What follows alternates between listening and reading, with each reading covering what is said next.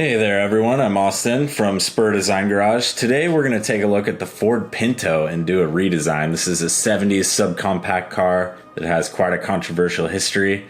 I want to make sure that I'm incorporating a little bit of the character lines that came in from the original Ford Pinto, so let's take a look at those really quick. Alright, so here is the original Ford Pinto, one of the first generation American subcompact cars that was a response to primarily a lot of Japanese imports that were coming in the 70s. This is not a classically beautiful design, but it definitely is an interesting one in my opinion. There's a lot of really cool shapes and form changes that are going on here. This is definitely not a model name that Ford would create again. There was a big controversy with safety standards that were found in the Ford Pinto, and that the issue being in rear end collisions, a lot of gas tanks would combust. Well, I shouldn't say a lot of, but there were definitely deadly incidents in which the Pinto was rear ended and the gas tank would combust. So it has a controversial history, but from a form standpoint, there's some cool stuff going on. It's a very 70s design. There's a lot of angular shapes. There's a lot of wedge shapes going on here. The primary factor I think that really holds this design together is this line right here, dividing the top and the bottom half of the Ford Pinto. It carries through the wheel arches as well as connects the headlamps here and the tail lamps at the back. Just a really cool form going on. It's a very distinctive shape, very sharp surfacing. There's even a little ledge down below here, which is kind of cool. Definitely makes it look visually longer than it is.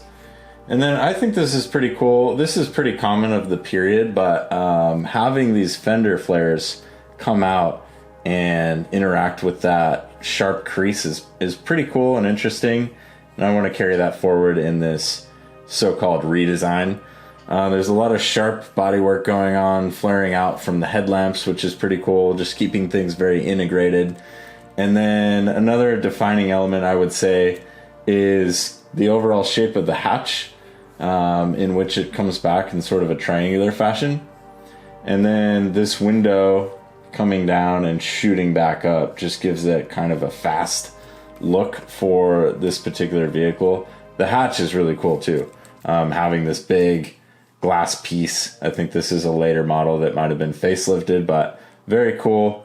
You can see in the later model too that they had this trim piece that is really enhancing that character line that is splitting the car vertically. All right, so the other day I was taking a look at the idea around what would an American hot hatch look like and what would the overall persona be like. And I was thinking that maybe instead of having this sporty characteristic that the VW Golf has, or the beauty that an Italian hot hatch might have, maybe this could take on a little bit more of an outdoor recreation feel, have it be more of a lifestyle vehicle, kind of akin to a Ford Maverick. And so I was thinking about pairing the compact shape of a hatchback, a subcompact car like the Ford Pinto, and giving it a little bit more of that recreational quality, you know, maybe giving it a higher ride height, some more burly detailing, just giving it a little bit of maybe almost a Subaru Outback kind of feel. These are definitely very popular cars in the Pacific Northwest, and I think Ford has a product line that could really enhance a car like that and create a pretty unique vehicle in the subcompact space. So here you can see I'm starting to incorporate some of those character lines from the Ford Pinto, getting a lot of really awful ideas out there. But this particular one, I'm starting to like some of the concepts going on in here, just having that split line run through, like we saw in the original Ford Pinto, the sharp detailing around the headlamps and the graphics.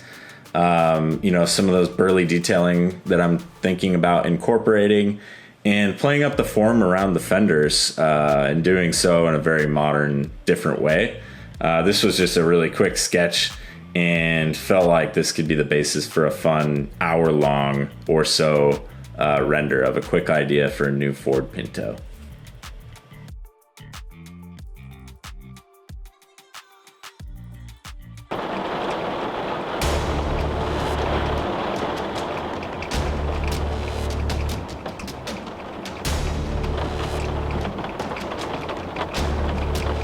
All right, so here we are in Photoshop. I scanned and imported the initial sketch that I did, turned it on pretty low opacity. I did end up changing the perspective just a little bit through the warp tool in Photoshop just to make it look a little bit more realistic. And now I'm starting to block in my color. This is just my preferred method of working. There's by no means, a right or a wrong way to do this. I just enjoy doing it this way. Some people like to work in paths. I find that to be a little too formal. This is just a lot more fun for me to create a loose sketch that I could complete in about an hour or so. I'm starting to lay in some shading and some highlights. This is on, I believe, an overlay layer or a color burn layer. Just playing around with what looks appropriate and what looks right. And then the highlights are in a color dodge tool.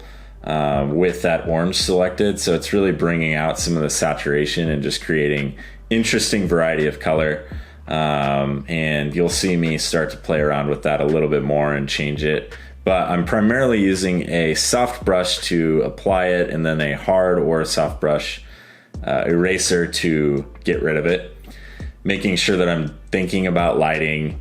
At least generally, this isn't going to be 100% realistic in an hour-long render, but I want to get a loose idea of what some of these forms are doing and just play around with, having fun with this new Ford Pinto here.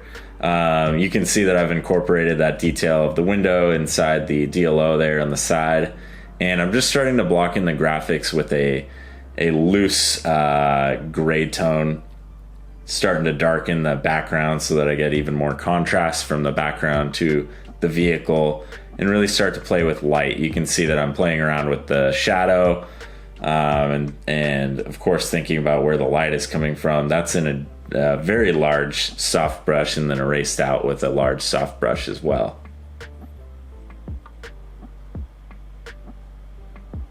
This is just super fun for me. This is I'm thinking about the forms. I'm not giving it too much thought as to whether or not this will actually work. A lot of forms that you draw on paper may look appropriate in paper form or 2D form, but they're not actually fully realistic. So you have to think through some of that. Think about the way that the fender is interacting with that detail that I have underneath the window. There's going to have to be a shelf there or some sort of transition point. The form can't just exist the way that I had it drawn initially, so I had to add a little bit of a form tweak in there. Now I'm playing around with the roof rack that flows into the hood. I thought this could be kind of a cool detail feature, create a little bit of functionality for the outdoor recreational user that might have this vehicle, and just create a unique appearance that really gives it a different quality as far as a so-called hot hatch might have. This isn't a sporty vehicle, but this might be something that takes on some of that rally heritage that Ford has, incorporates that and puts it in a really convenient package that urbanites might use out in the countryside or in a dirt situation. Starting to incorporate those indicators in a very abstract way that I saw in the Ford Pinto that was originally designed. And I think this is creating kind of a cool little detail that incorporates pretty nicely into that flow line that goes from back to front in graphic form. Starting to put some shading and highlighting details on some of these lines and these features that are going to have really hard, sharp creases on them. And of course, making sure to check the perspective of these wheels and the rest of the sketch by flipping the canvas multiple times. That really helps you to see some of the errors that you might have not caught originally. Just starting to put in some rough indication of tire, rough indication of wheel, a little bit of form going on there, and playing around with this glass to make it read a little bit more realistically. Maybe have some like road marks that are reflecting in the reflection there, that sort of thing. Again, highlighting some of those details that have really sharp features That also helps you create a focal point towards the front of the vehicle, which is where I want to kind of keep it currently. And then some of the features that are incorporated into the body side, I want to make sure that they're reading like they're actually part of it. So you'll see underneath the lighting, yeah, just giving that a bit of a highlight. Starting to indicate a little bit of a vehicle interior in there, and some cut lines to start showing off the form language that's going on here. Help it read a little bit more clearly. Definitely crazy forms. I mean, this would be pretty conceptual for sure. Now I'm going to start to play up some of the contrast. I really want to make sure that that front end is looking like it's cast in shadow, because that's where my light source is creating shadow points. You'll see me start to add more contrast to that in the later part of this video. A little bit of reflection from the window there. I think looking back on this, there's definitely some perspective issues that I should have addressed up front, so that's my mistake. I think too much of the front of the vehicle is showing, and I think that those wheels are maybe not reading entirely correct. But again, this was a quick, fun sketch. Starting to get a little bit of shading in some of those areas that are going to cast shadow. And you notice that I added a little bit of the blue from the background into the body side to make it look like it's reflecting a little bit more. Just having fun. This is definitely super loose, almost acting like it's a painting or something, just being very creative and loose and quick about it.